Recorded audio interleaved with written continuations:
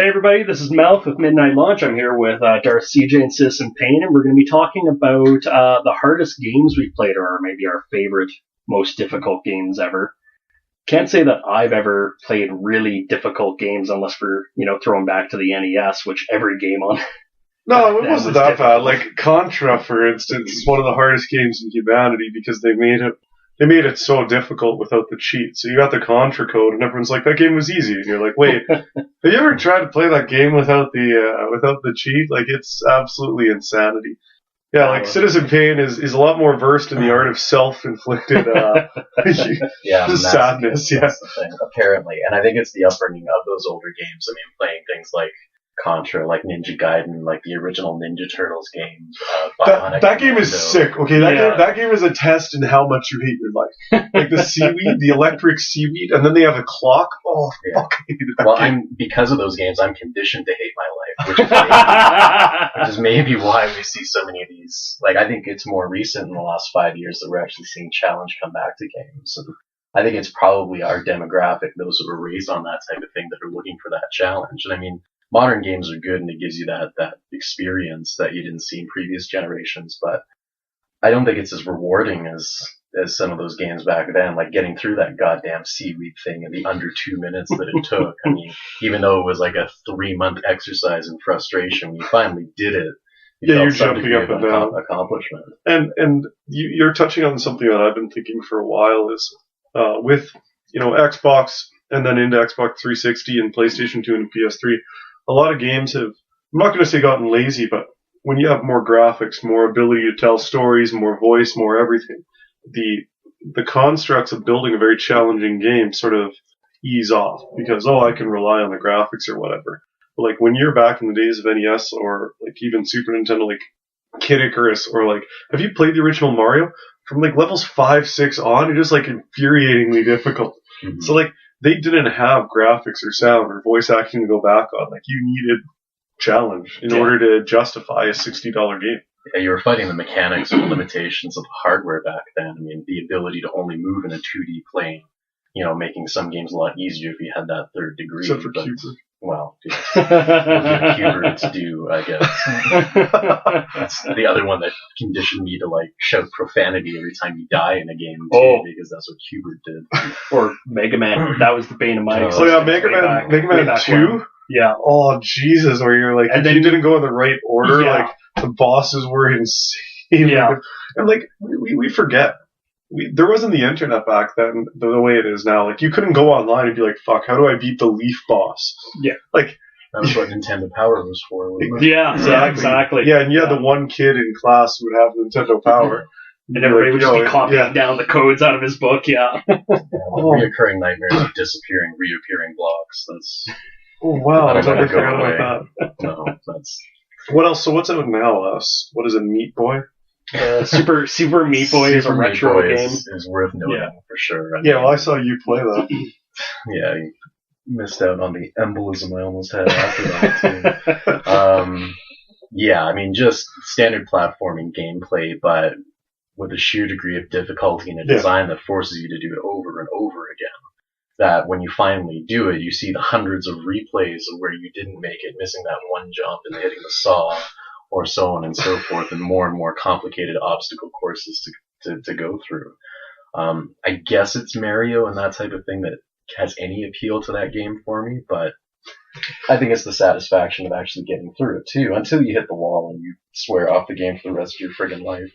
It's a different experience, and especially when it first came out, it was more of a challenge that I'd seen in a while compared to more modern games. So I think that's probably why it made such an impact. Well, and it's funny, I haven't played it myself. I have watched clips of it and whatnot, but it really reminded me of the original Prince of Persia. From like the original computer Prince of Persia, where if you don't jump at the right time, you get impaled on the spikes that come out of the ground, and it's like, you're back at the beginning now. And you had a real time limit with that too. Yeah. You only had, I can't remember the time that you had, but it was like under a couple hours. And anyone who listens to our podcast knows my thoughts on timed levels. Like, you're an asshat, but or timed games, case in point. Malthe and I have played a difficult game in the last couple of years, and that was Darksiders. There are some puzzles. There were some puzzles in that game, Oh, dude, well, in terms of, yeah. like, that were so infuriating that you were like, I would spend days in this stupid dungeon trying to figure out where to go, and then it was this random wall that meant nothing to anyone in any story I had to go through. Like, that was frustrating. Yeah, the water temple. Yeah. I remember there was one room where you had to find one lever or something. Yeah. And I spent probably an hour.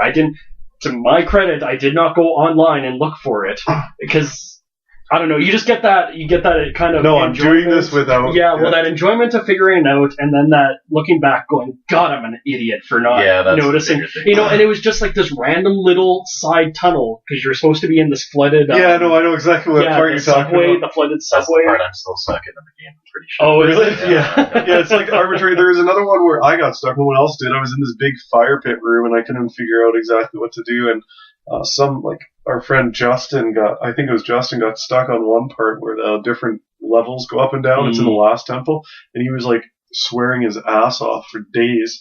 How do I do this? Well, I can't even explain that to you because there's a specific order. Yeah.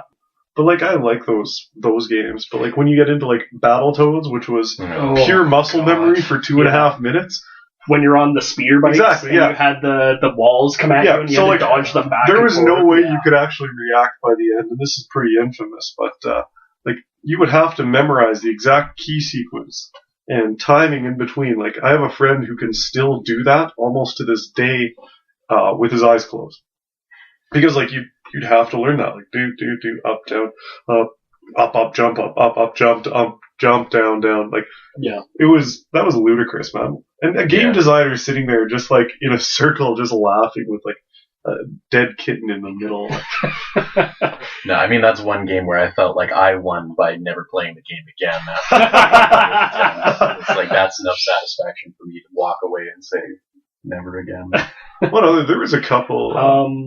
There was one that I'm thinking, I just have vague memories of it. It was Back to the Future 3 for the original Nintendo. Never played. And it was because there was no instructions for it. You'd be riding in a canyon, and you just see arrows coming down at you.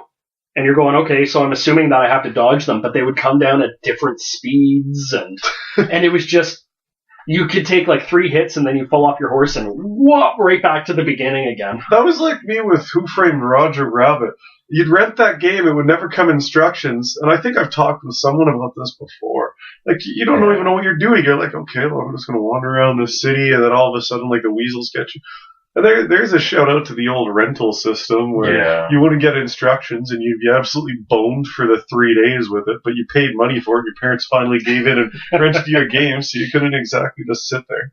And speaking to that, and I don't know how big you guys were into PC games, but when you used to get a manual about 2 inches thick with the game just to explain how everything worked. Who's this manual?